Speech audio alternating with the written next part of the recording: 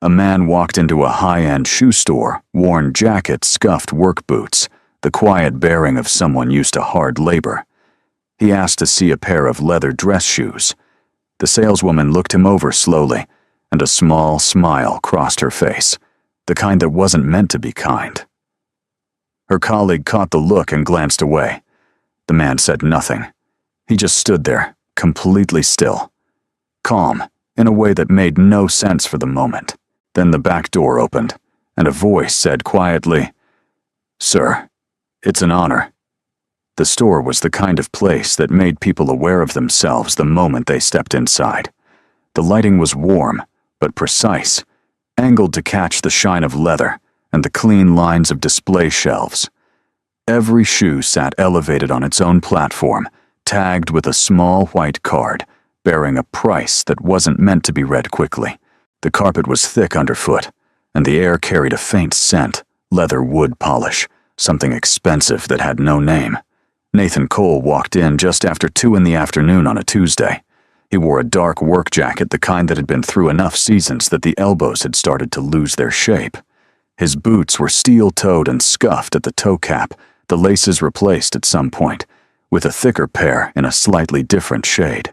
He was somewhere in his mid-40s, not tall, but solid, with hands that looked like they had been used for something real. He moved without hurry, scanning the shelves the way a person scans a space. They're not sure they're welcome in, not nervously, just carefully. Sophie Grant noticed him from across the floor before he made it 3 steps past the entrance. She was stationed near the center display clipboard, in hand, wearing the kind of composed expression that came from years of reading customers before they opened their mouths. She had a system most people in retail did, and the system had rarely failed her. She took in his jacket, his boots, the absence of anything that said money, and the conclusion came quickly and without much effort. Her colleague, Lily Harper, was restocking a shelf near the back wall, sliding shoe boxes into their slots with practiced efficiency. She glanced up when she noticed Sophie's expression followed her line of sight to Nathan, and the two of them shared a brief look, the kind that didn't need words. Maya Collins was the only one who didn't react. She was the newest addition to the staff, barely 2 months, and still learning which products were on back order and how to enter returns into the system. She was standing near the register when Nathan walked in, and she watched him the same way she watched most customers without a conclusion already formed. Nathan stopped in front of a shelf near the center of the store. He looked at a pair of dark brown leather Oxfords, then leaned in slightly to read the card. $140. He straightened up and looked around for someone to help him. Sophie walked over. Her smile was professional, the kind that was technically present, but carried no actual warmth behind it. "Can I help you find something?" she asked, in a tone that suggested the answer was probably no. Nathan told her he wanted to look at a pair of leather dress shoes, something that would hold up over time. Sophie glanced down at his work boots for a moment, not long, just long enough, before she gestured toward the display he was already standing next to. "These start at $140, she said. "The ones in the back go up from there. Some of them run close to $300. She said it pleasantly, conversationally, but the information was offered in a way that functioned more as a warning than a description. Nathan nodded. He didn't say anything in response to the price. Sophie waited a moment, her expression fixed, in that careful neutral, then turned and walked back toward the center of the floor. As she passed Lily, she said something under her breath. Lily glanced at Nathan and pressed her lips together to suppress a smile. It wasn't a loud moment. It wasn't meant to embarrass him publicly. It was the quieter kind of dismissal, the kind that happens just out of earshot, but never quite out of sight. Nathan stood at the shelf and looked at the shoes. He didn't reach for them immediately. He stood with his hands at his sides, and the stillness around him was unusual in a way that was hard to name. Most people who had just been quietly mocked in a retail setting reacted somehow, a tightening in the jaw, a shift in posture, the small adjustments that came with feeling seen in the wrong way. Nathan showed none of that. The calmness around him felt less like indifference and more like something earned over a long time. Maya watched him from the register. She had seen Sophie's move and Lily's reaction, and neither of those things were new. She had been watching those small transactions happen since her first week. But the man's response, or rather, the absence of one, stayed with her. There was something about the quality of his stillness that didn't fit the situation. People who were embarrassed went quiet in a particular way. This wasn't that. She came out from behind the register and walked over to where he was standing. "Do you have any questions about these?" she asked. She kept her voice even the same way she spoke to every customer. Nathan looked at her. "What's the leather on these?" he asked, nodding toward the Oxfords. "Full grain," Maya said. "Upper is full grain cowhide. The insole is leather too, which most of the cheaper ones skip." "What about the sole attachment?" he asked. "Cemented or welted?" Maya blinked. Most customers asked about color size or whether they ran narrow. Nobody asked about sole attachment. "Cemented," she said, then gestured toward a pair on the shelf above. "The ones up here are Blake-stitched. More expensive but easier to resole." Nathan looked at the second pair.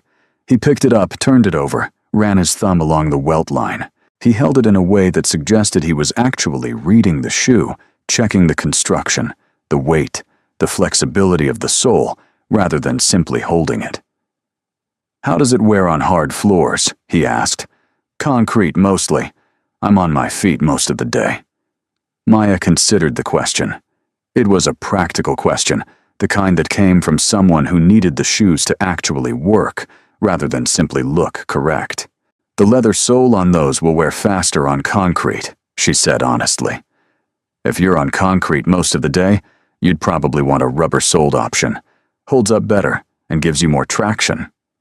She pointed to a pair at the end of the shelf, slightly less refined in appearance, but clearly built for longer wear. "These are less polished looking, but the sole's a full rubber composite. A lot of guys in trades or construction use them." Nathan set down the Blake-stitched pair and walked to the ones she had indicated. He picked up the right shoe, pressed the sole between his fingers, checked the heel cap. "How long does the upper hold?" he asked.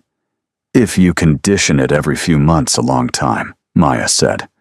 "The stitching on those is double layered at the toe and heel. Those are usually the first places that give on work shoes." He looked up at her brief direct. He wasn't testing her. He wasn't performing. He was just listening the way someone listened when they had already learned how to tell the difference between a real answer and a rehearsed one. "I'll need to see these in a size 10.5, he said. Maya nodded and went to the back to check stock. While she was gone, Sophie drifted back in Nathan's direction, this time with Lily a few steps behind her. Sophie picked up the pair Nathan had just set down the Blake-stitched Oxfords and returned them to their platform with a small, deliberate care that implied she was cleaning up after someone. "If you're not sure about the price range," Sophie said, her voice still carrying that surface-level professionalism, "we also have a sale section near the front. Some of those are quite practical." Nathan looked at her. He didn't correct her, didn't raise his voice, didn't shift his stance. He just looked at her with an expression that was entirely unreadable, and the absence of any visible reaction made Sophie's smile hold a fraction too long before she looked away. Lily turned toward the window and studied something outside with sudden interest. Maya came back from the stockroom with a box under her arm. She set it on the low bench near the shelf and pulled out the shoe. Nathan sat down and tried it on, lacing it properly and standing to test the fit. He walked a few steps, came back, stood still bent at the knee to check the flex. He wasn't performing a purchase. He was deciding. "These are good," he said, more to himself than to Maya. He sat back down and removed the shoe, checking the footbed. He ran a finger along the interior stitching at the heel. "The heel lining's a little thin," he said, "but that's standard for this price point." Maya looked at the shoe in his hand. He was right. She had never noticed it before, but the heel lining on that model was one of the places the manufacturer had trimmed cost. It wasn't something a customer would typically identify. "I can bring out a pair of heel inserts if you'd like," she said. "They'd extend the life of the lining." Nathan handed the shoe back and stood up.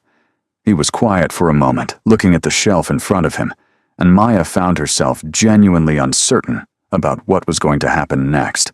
She had been expecting him to leave after Sophie's comment about the sale section. Most people would have. But he hadn't moved toward the door. He had stayed asked better questions than anyone she'd helped in 2 months, and now he was standing in the middle of a store that had already decided what he was worth. She didn't know what he did or where he came from, but something in the way he had handled that shoe, the precision of it, the patience, the complete lack of interest in proving anything to anyone, told her clearly that this man had nothing to prove. Not to Sophie, not to Lily, not to anyone in this store. She just didn't know why yet. Maya went back to the stockroom to find the heel inserts. It took her less than 2 minutes. When she came back out, Nathan was still standing near the shelf where she had left him, but something in the floor had shifted. A couple had come in while she was gone. The man wore a blazer over a pressed shirt, the kind of open collar that still managed to look deliberate. The woman beside him moved through the entrance with the easy posture of someone who had spent a lot of time in stores like this one. Sophie had already crossed the floor to meet them before they reached the first display. Lily materialized from somewhere near the back, offering to pull additional sizes from stock. The energy in the room reorganized itself entirely around these 2 new arrivals, immediate, complete, and entirely unconscious. Nathan watched it happen without expression. He didn't move toward the door, didn't shift his weight in the way people did when they were deciding whether to leave. He simply stood where he was holding the shoebox Maya had given him and waited. Maya set the heel inserts on the bench near him and kept her voice level. "These should help with the lining issue. You can trim them if they're too thick for the fit." She kept her attention on Nathan and the shoes, the way a person keeps their eyes on the work in front of them when everything around them is quietly going wrong. Nathan looked at the inserts, pressed one against the heel of the shoe he was still holding, checked the thickness. "These work," he said. He set the shoe back in the box and sat down on the bench to try the pair on again with the inserts in place. He laced them, carefully stood, walked the same short path he had walked before. The store was louder now. Sophie was laughing at something the man in the blazer had said, a real laugh this time, the kind she hadn't offered anyone else that afternoon. Nathan sat back down. He removed the shoes and placed them in the box, inserts included, and set the box on the bench beside him. Then he sat with his hands resting on his knees, looking at the floor in front of him. It wasn't a defeated posture. It wasn't resignation. It was the look of someone who had been in worse rooms than this one, and had learned how to simply be present inside a moment without needing it to be different. Maya stood nearby and didn't know what to say. She was 26 years old and had been working retail for most of her adult life, and she had seen customers ignored before. She had seen people talked down to redirected, made to feel like an inconvenience. It had bothered her before in the abstract, something to think about on the drive home, and then set aside. But standing here now, watching this man sit quietly on a bench in a store that had already written him off, she felt something different. Not pity. Something closer to anger, and under the anger, something that felt like shame. She was about to say something she wasn't sure what, when the door at the back of the store opened. Eleanor Brooks came out of the back office without announcement, without hurry, moving through the space as though she owned it, which she did. She had run this store for over 20 years, had opened it herself after a career in wholesale leather goods that had taken her from a single showroom in Ohio to 3 retail locations across the state. She was in her early 60s, with short gray hair and the kind of posture that came from decades of standing on sales floors and knowing exactly what she was looking at. She came through the door, and her eyes moved across the floor, the way they always did, a quick, thorough inventory of the room. She took in Sophie with the couple Lily pulling boxes near the wall, Maya standing near the middle shelf. And then she saw Nathan. She stopped walking. It wasn't a dramatic stop. It was the small adjustment of someone who has seen something unexpected and is taking a moment to be certain of what they're seeing. She looked at him, not the evaluating scan of someone sorting customers into categories, but the kind of look that came from recognizing something specific. The way he sat, the hands on the knees, the level set of the shoulders, the way he occupied space without filling it unnecessarily. Eleanor Brooks had seen that before. She knew exactly where she had seen it. She walked directly to him. "I'm sorry you've been waiting," she said, and her tone carried none of the professional distance that Sophie used. It was direct, personal. "I'm Eleanor. I own the store." Nathan looked up at her. "Nathan Cole," he said. Eleanor glanced at the box on the bench beside him. "You found something you liked." "Your new employee helped me," he said. "She knows her product." He nodded toward Maya, and Maya felt something loosen in her chest at the words. Eleanor looked at the box, then back at Nathan. She studied his face for a moment, not scrutiny, but recognition, looking for confirmation. "You served," she said. It wasn't a question. Nathan looked at her steadily. "Army," he said. 22 years. Eleanor straightened slightly. The change in her posture was small but unmistakable, the kind of adjustment that happens before a person says something they mean completely. "Sir," she said, "it's an honor." The words were quiet. She didn't project them across the store. But the store was not large, and in the moment she said them, Sophie had stopped talking mid-sentence, and the couple had both turned their heads, and Lily had gone still near the back wall with a shoebox in her hands. Nathan nodded once acknowledgement without performance. "Thank you," he said. Eleanor sat down on the bench beside him. "What unit?" she asked. 75th Ranger Regiment, Nathan said. "Multiple deployments. Retired as a master sergeant." Sophie had stopped moving entirely. She was standing 12 feet away with her clipboard at her side, and the pleasant expression she had been wearing for the past 40 minutes had gone somewhere she couldn't immediately locate. Lily set the shoebox down on the shelf behind her without looking at it. Eleanor looked at Nathan for a moment longer, then spoke to the room without raising her voice. "A master sergeant in the Ranger Regiment doesn't happen by accident," she said, not as an announcement, but as a statement of fact. That's more than 2 decades of decisions made under conditions most people will never encounter. The kind of person who does that for 22 years doesn't typically advertise it. The store was very quiet. Nathan's expression didn't shift. He didn't look around the room to see how the words had landed. He looked at Eleanor, and then at the box of shoes beside him, steady and unchanged. Eleanor turned and looked at Sophie directly. It wasn't a harsh look. It was something more difficult than harsh. It was clear the way a light turned on in a room is clear without gradation or softening. Sophie met her eyes for a moment, and then looked down at her clipboard. The color in her face had changed. Lily was looking at the floor near her feet, her arms crossed loosely in front of her, carrying the particular discomfort of someone who had participated in something they were now trying to calculate the full weight of. The couple near the front of the store had gone quiet, the easy confidence of their entrance replaced by something more uncertain. Maya was still standing near the center shelf, watching Eleanor with the focused attention of someone who was learning something important and wanted to make sure they got all of it.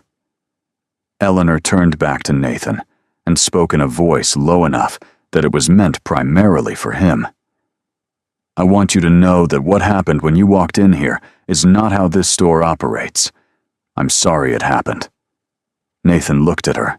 His expression was patient, attentive, the face of someone who had been in enough rooms with enough different kinds of people to no longer need a situation to be what he wanted it to be. "I know it happens," he said. "It's not new." He said it without bitterness, which was somehow harder to hear than bitterness would have been. Eleanor held his gaze. That doesn't make it acceptable. Nathan didn't argue the point. He looked down at the shoebox again, and for a moment, the room held that quiet, the couple standing still near the entrance. Sophie motionless with her clipboard, Lily with her arms crossed, Maya watching from the center of the floor. No one resumed what they had been doing. The normal rhythm of the store had simply stopped, and no one in the room seemed ready to be the one to start it again. Somewhere in that stillness, the original shape of the afternoon became visible in a way it hadn't been while it was happening. Sophie could see it now from the outside, the thing she had done, and the thing she had invited Lily into. The seeing of it was worse than she had expected. Not because Eleanor had said anything damning, not because Nathan had reacted with anger. It was worse precisely because he hadn't, because he had stood in this store and been quiet and patient and entirely himself.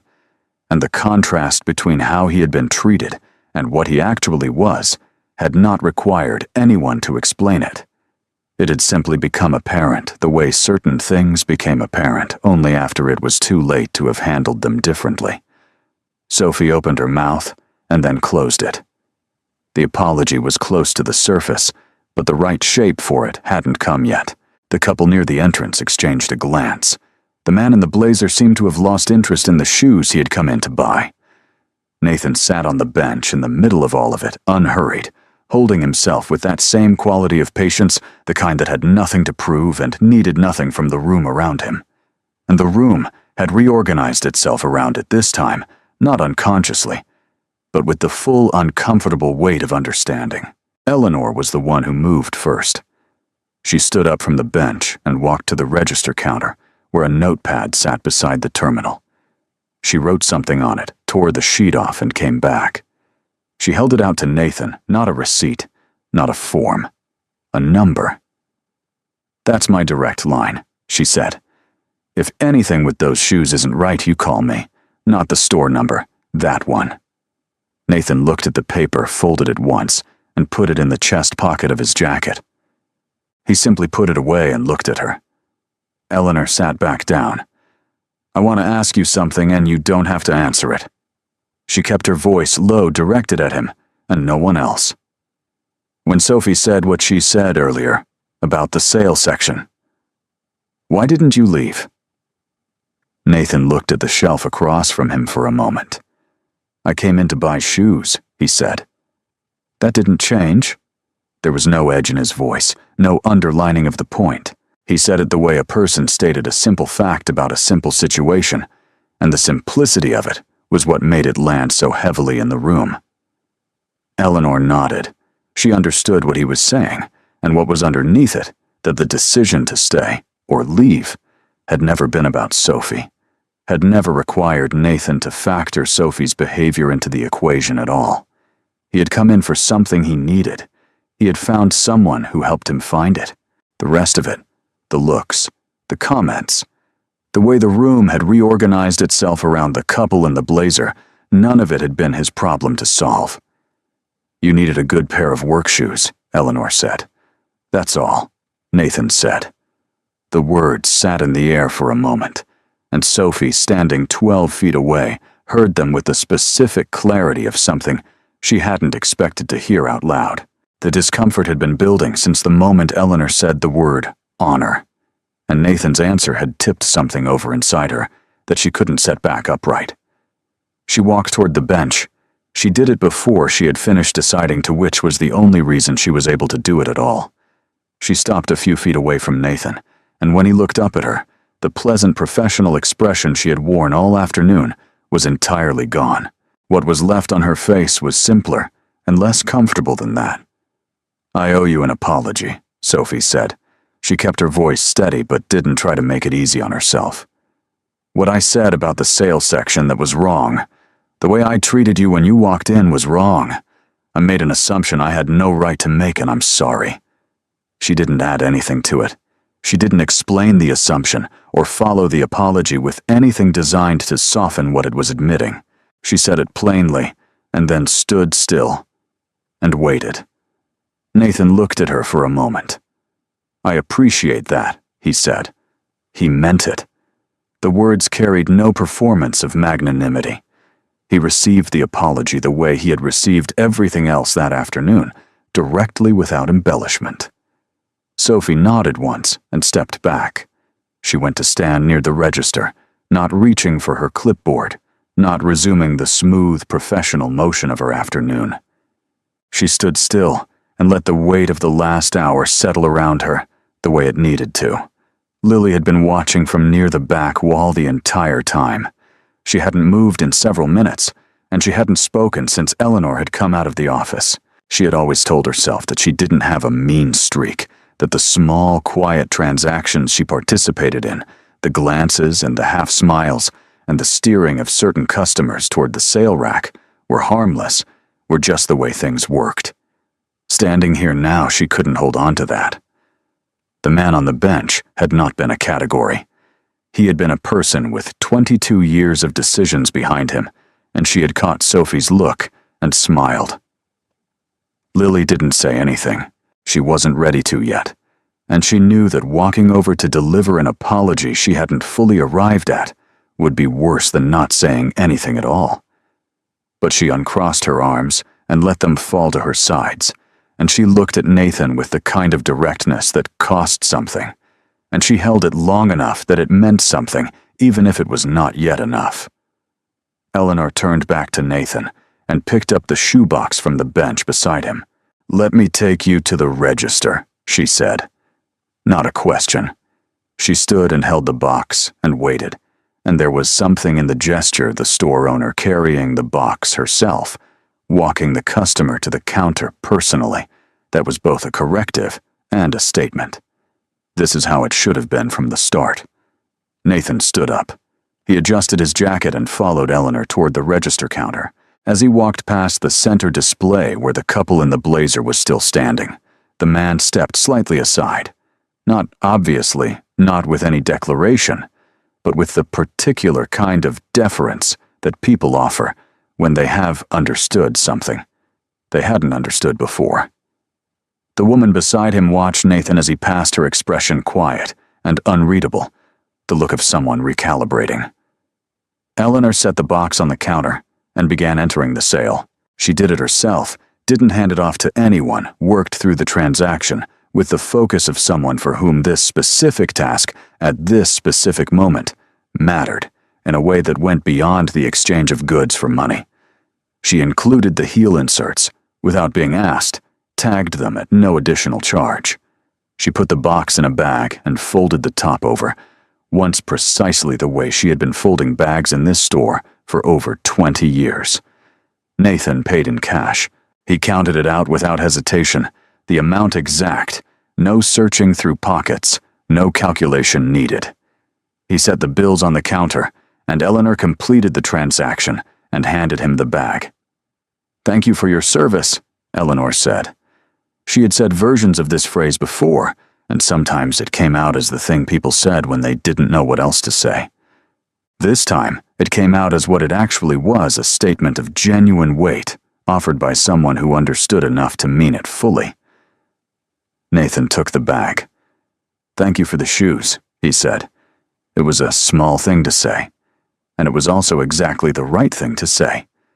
Eleanor understood that he was giving her something with it, a return to the ordinary surface of the transaction, a way of closing the exchange, without making more of it than either of them needed it to be. He wasn't there to receive the store's atonement.